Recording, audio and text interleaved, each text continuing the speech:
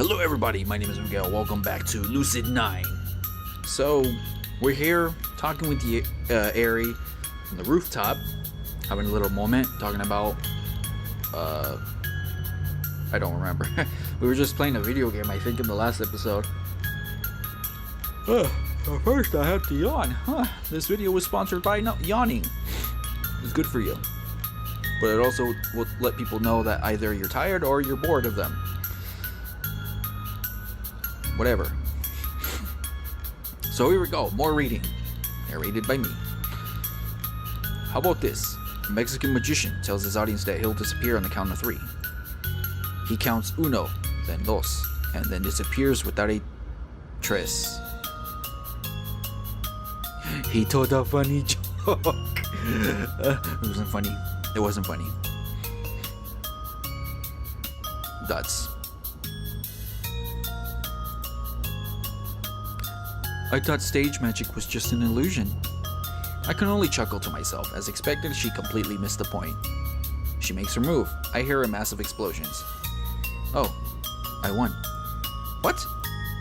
I grip the plague case. Oh yeah, we were playing something. Her units have completely surrounded my base and are one turn away from capturing my headquarters.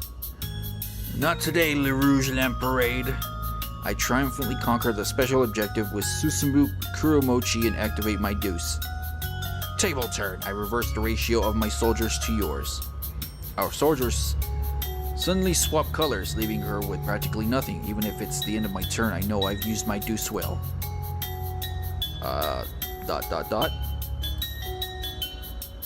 She looks at the screen intently. I sit back and relax. Even if she manages to kill a few of my soldiers, she's surrounded. Then she taps on the screen and smiles. Good. Reinforcements. What? I lean over to look at the screen. My newly acquired soldiers still surround her character, but quite suddenly from the other side of the screen, a small squad of soldiers have appeared.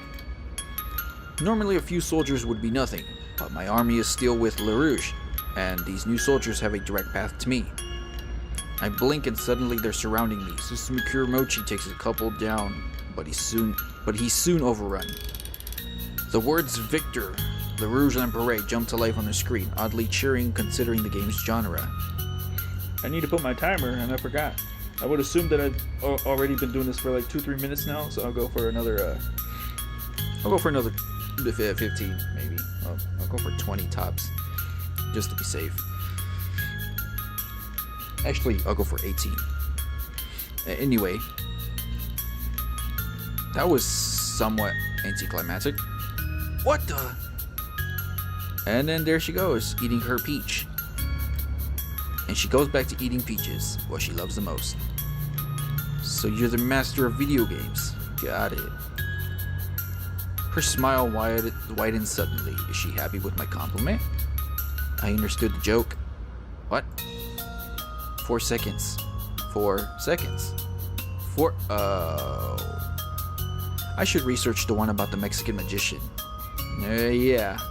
I'm not sure if I'll ever understand this girl. You're pretty passionate about video games, huh? I enjoy them. Are there any kinds you don't play? Bad ones. Thank you for summing that up. Well, I guess I can't argue on that one. So do you have a favorite game out of all the ones you've played? Hyper Fabio Brothers. That was a quick answer. Oh, why that one? You fight against a bad guy who steals peaches. I'm not sure what I was expecting. So, what got you into video games anyway? You didn't strike me as a gamer when I first met you. Sorry,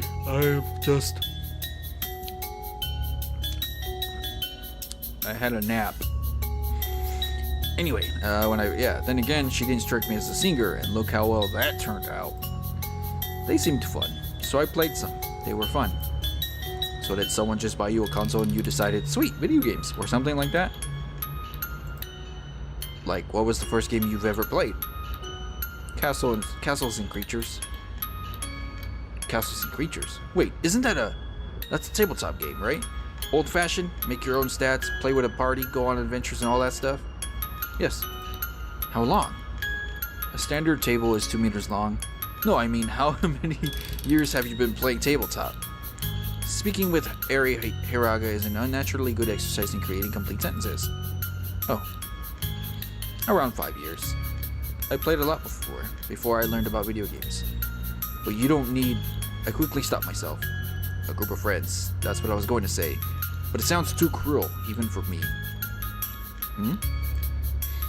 Never mind. I played with AI. Huh? AI. Artificial intelligence. I know what it means. I was just surprised. Why? That's what was available. Available? Available where? At the... Hey. We turn in synchronization. Haru Bunya is standing at the rooftop entrance, arms folded across his chest. Well, that was convenient. I need to talk to you, Hiraga. I glance at Eri, looking for signs of discomfort. Her face is completely blank. Leave, Yama. The words are harsh, but her voice is soft. It's almost as if she was expecting this encounter. If you say so. I move to the door, but Haru grabs my shoulder, his eyes piercing into mine. Watch yourself. He releases me and continues to Eri as if he never said anything. So is this what he meant earlier today? He was going to talk with Eri? Clearly both he and Yahiko believe the rumors about Eri being tied with the disappearances, but despite that, he's still talking with her. Just what could be so urgent to trump their fears? I shake off my apprehension and return to class, resolving to ignore his words. Afternoon classes are just as dreary as the morning, with one key difference: Yahiko is absent. The teacher seems relieved, if anything, when he catches the empty gap in the seating chart. He chirps about linguistics and a heightened spark in his eye. Yahiko doesn't return for the rest of the day. I drift in between lessons, trying to bring myself to delete the number on my tablet. I can't do it. After what feels like an eternity, classes finally end. Masato doesn't come. Rui doesn't come. Yahiko doesn't come. I'm still in the silence as my classmates hurry outdoors to save their precious hours of freedom before the gates are closed. Elizabeth is one of them, marching away with her growing crowd of groupies. Misaki is the only one to drop by my desk. Have you seen Rui today, Yama? Rui? No. If anything, I should be asking about her presence. I haven't seen her in a while. I see. If you see her, please take care of her. What do you mean? She only sighs vaguely, a furrow to her brow. Please.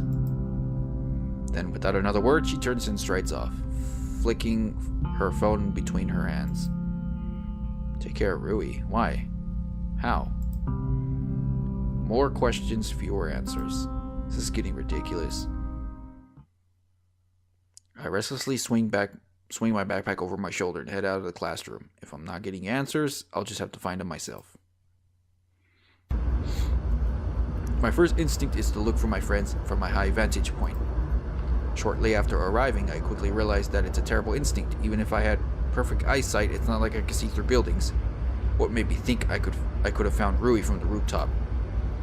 I'm just about to leave, but I catch a flicker of motion in the corner of my eye. Purple hair. Wavy purple hair. What a bloody prat. Yeah, that's definitely Elizabeth. Around the corner to the back part of the rooftop, the generally more isolated area. Sure enough, my favorite Brit is settled on the edge of a bench, nose shoved deep in the pages of a paperback book. I quickly recognize it as the popular dystopian series, The Famine Tourney. Interesting. Didn't think she'd have time to read fiction between those textbooks of hers. Who's a bloody prat? She doesn't even glance up, clearly absorbed in the print before her. This President Ash, I can't stand swarmy gits like his. She trails off, then slowly looks upward. You! She leaps to her feet, thrusting the book in front of her like a broadsword. Good day, Lizzie. Dots. More dots? Question mark? Don't tell anyone.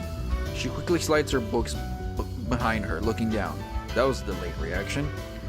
I'll take it to my grave, just like you being a barista. Great, I feel so comforted. You don't trust me? I'm hurt. Do you blame me? I want to bite back with a teasing remark, but my tongue is stiff in my mouth. Trust, a fickle thing. Elizabeth's brow furrowed at my change of mood. She slowly closes the book, evaluating me for a long moment. Are you worried about the disappearances? For a second, I'm flabbergasted. It's almost like she read my mind. What? The main targets are academy students. It's some cause for concern, isn't it? Oh, right. That wasn't exactly how I'd been thinking about the disappearances, but doesn't matter. People die anyway. My. I see you have sky-high expectations of humanity. What can I say? I'm an optimist. She smirks slightly at this. It seems to soften the hard lines on her face. It prompts me to speak. You know, sometimes you're not that unbearable. Oh yes, I try to answer your every beck and call. I can tell from the encouragement you shower on me. Well, I'm known for my nurturing spirit. Buy people on drugs? She actually giggles, extracting a chuckle from me. Getting along with Elizabeth? What's going on? It probably won't last, but maybe I should see where it goes. Keep talking, or not today. Well, he's interested. So might as well just keep it going. Yeah, why not? I don't have anywhere else to be, and honestly, this could be fun.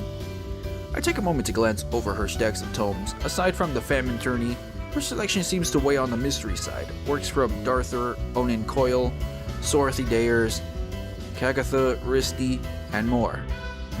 I'm not sure if those are references to real-life authors. I don't know. I don't read. I sound like a retard sounding like that now. No, reading wasn't like a good... well, except for... well, there's a difference between reading when I was at school and reading this. Visual novels. Visual novels, there's pictures and there's reading, and it's a game. Because it's a game. If it's a game, I play it and read it. But if it's something else, something to do with a school, then... stay away from me. That's just how I feel. Oh god. I also catch multiple outliers in the romance department. These are your favorites? I've yet to decide. The genre is proving to be enjoyable so far, though. So you don't know the endings. Her face promptly drops into a cold glare. Don't you dare spoil them. Spoil at me? I would never. I peer over her shoulder at the Famine Tourney. But you know, if I were you, I wouldn't trust that baker boy. Yama, I just said... And the archer girl, the main character as well. Don't be too startled if she kills everyone else in order to win at the end. Oh, stop it. And little sister, she may or may not turn insane and become a serial killer. Fine. She promptly slams the book shut and slides it back into the pile, withdrawing a fresh one. Looks like Darther Onan Coyle's Dogs of Germond. Spoiler alert, the main character dies in the end. Again, she hastily returns the book and takes another one. Sorothy Dayer's Gaudy Night. Spoiler alert, Shush! The characters end up hating each other's guts and swear to become eternal rivals. Are you going to keep doing this? She looks genuinely upset, so I quickly retract. Lost of my humor. I was just making it up. You were? Want me to cross my heart? Hoping to die would be better. Jesus, Elizabeth! You must save the best for last, my dear. She snorts at this, shaking her head in disbelief. My god, you're exactly like... Her eyes shuffle away, sparking my curiosity. Exactly like... Well, you know, Mr. Darcy, sort of, from Pride and Prejudice. Not that you know about that book anyway. Actually, I read it. You have? Her surprise seems genuine rather than condescending. I decide to respect it. Why, certainly, Miss Bennet. I do consider myself to be well-read. Elizabeth straightens, her lips twitching into a coquettish smile. It appears your consideration for one being well-read are substantially lower than the normalities of society, Mr. Darcy. Well, naturally, it is in accordance with the equality of my company. I beg your pardon? After all, dear Elizabeth, a poor Miss Bennet you would make. You are but half English. As for you, Mr. Darcy, you are twice as conceited as your original counterpart. Why, thank you. It is not to be thankful for. A proud man I may be, but I know where to place my gratitude. Is that place one that exists in this world? Naturally not. So I thought. This is actually fun. When Elizabeth loosens up, her wit and intelligence make for a playful combination. Not that she'd ever actually be Elizabeth Bennet, or that I would be Mr. Darcy. After all, in the end, they fall in love. Just the thought sends me into shudders of revulsion. I have a small question for you, Mr. Darcy. What might that be, Miss Bennet? What brings you to the rooftop? Your undying beauty. She flushes brightly, even though I was just joking. You take those words with your capriciousness. What? She quickly loses the mask of Elizabeth Bennet in her fervor. You can't say romantic things so easily. It loses its meaning. What, you think I meant it seriously? Well, no. But, for example, she clears her throat, stares me dead in the eye.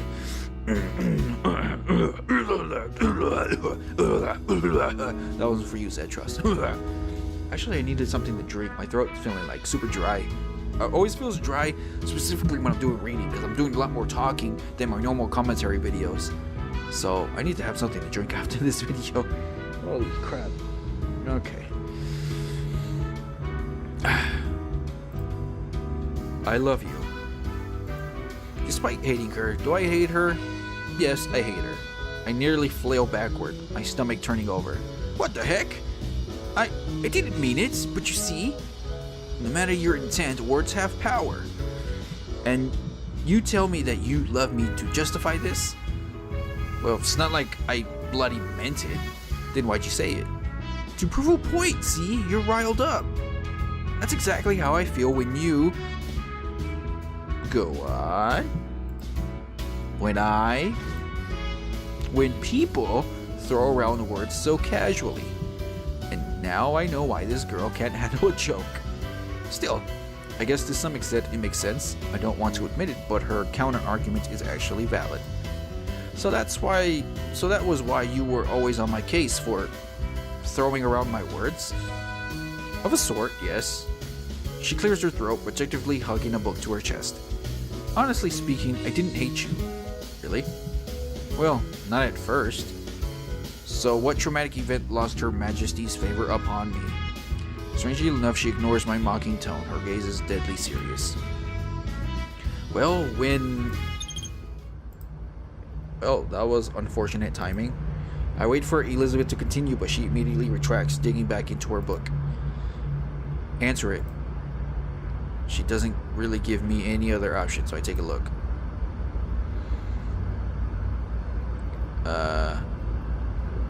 Okay. Who could it be? Hey, are you busy right now? I need some grunt labor.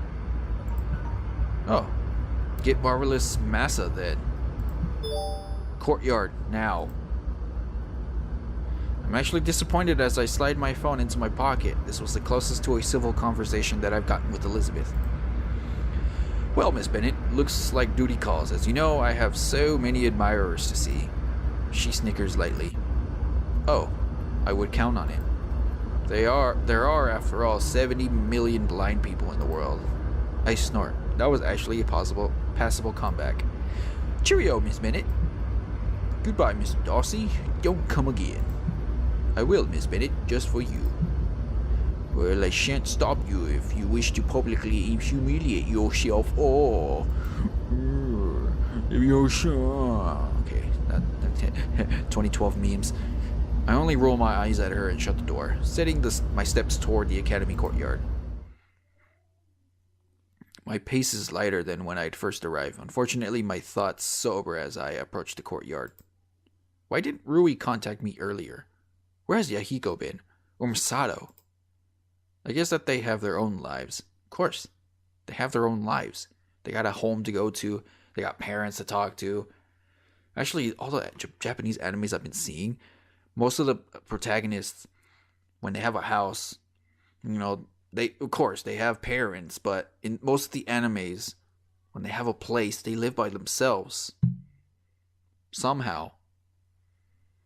there's some others that they have at least an adult there, but I'm going off topic here. But I don't know. One, for example, was Heaven's Lost Property. That one was a good anime that I saw, and the protagonist, what was his name? What was his name? The protagonist that was a boy, but I forgot his name. Tomoki. Yeah, he had his own house. He has like his own place that's his. Like, it's his own place, his own kitchen, his room, living area. But supposedly he's supposed to live with his parents. But where is his parents? That's, you know, that would be pretty cool. Okay, so continuing on with okay. I think I'll go for another 2 more minutes and then I'll end the video. So we'll do that. Yeah. Yeah, Rui's drama. Okay, yeah, I guess that they have their own lives. Sorry, I was off track for a second. Rui's in drama club. Yahiko has his happy club, and Masato, well, we're not exactly on talking terms because of the fight they had. Besides, it's not like they're obligated to babysit me every day, logically speaking. Rui is leaning against 3 humongous suitcases by the nearest bench, biting her lip furtively as she twines her fingers in her skirt. Well, good, you came. I see how it is. You only call me when it's convenient for you. The bitterness in my tone is only half joking. Rui doesn't seem to notice this. Hey, you're the one who hasn't joined any clubs. I curb my tongue at this comment. No matter how much I'd like to snap back, she's right. It's my own fault. So, what's all this about? I'm going back home for a while. What? Where did this come from? Although, judging from Akira's words earlier, I think I know why. I mean, I'll still come to school every day and everything. It's just, you know, little commute. I noticed that she blatantly dodges the question. It's a 1 hour... Sorry, I was covering my hand. It's a 1 hour commute to the other side of town. Well, on the bright side, it's less time with you. Ha, ha, ha. It is less time. With me, with Masato and Yahiko. With anyone. She feels painfully distant. Really though, it'll be nice to spend some time with my parents. You might want to consider doing the same thing. My house? It's 3 hours away, Rui. In a, I don't know, entirely different city? You haven't called them in a while, have you? I only shrug. I don't hate my parents. In fact, if anything, it's the opposite. I'd hate to cause any more trouble than I already have. Better to leave them in peace and quiet. Well, we should go. If I miss my train, I'm stranded here. For a wild, reckless moment, I'm seized with the impulse to make her stay. Not that I actually do it. Let me guess, you need me to carry the luggage. Well, isn't that what friends are for? What kind of friends do you have? She playfully bumps my shoulder, but it feels foreign, stilted. Really, really nice ones that'll help an innocent maiden with her luggage, right? I grab 2 of the suitcases and pull them by their handles. They drag against me, protesting with weight. What do you have in here, bricks? Your brain. Oh, it's so... God damn. Okay, well, this would be a good place to save for the moment. And then I'll pick it up in the next video. Gotta have to start off with, oh, it's so big. I'm the one that's taking that out of context, so that's my fault. Or maybe you guys are taking it out of context now that I thought that. Whatever. Pick this up in the next video. So thank you guys so much for watching. If you guys like this video, give this video a thumbs up. It'll help me a lot. I'll greatly appreciate it. And until next time, see you guys in the next video. Bye everyone.